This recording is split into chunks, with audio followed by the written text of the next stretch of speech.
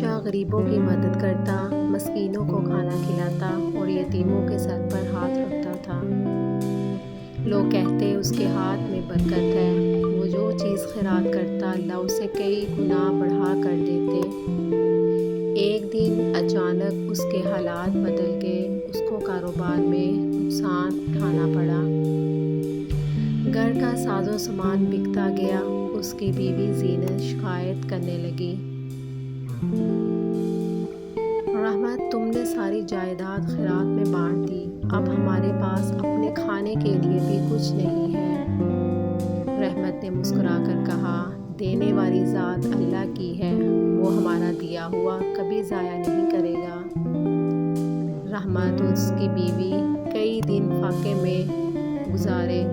ایک رات رحمت کو خواب میں ایک بزرگ نظر آئے۔ انہوں نے کہا، تیرا صبر قبول ہوا، اللہ صبح تجھے عزت سے نوازے گا۔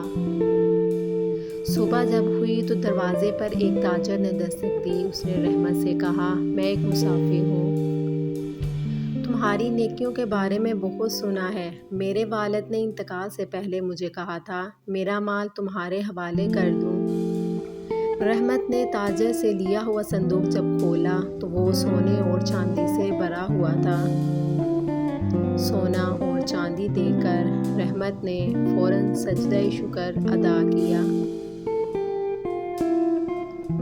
اور کہا، یہ سب اللہ کا فضل ہے، میں یہ سب بھی اس کے بندوں میں ہی بانٹوں گا۔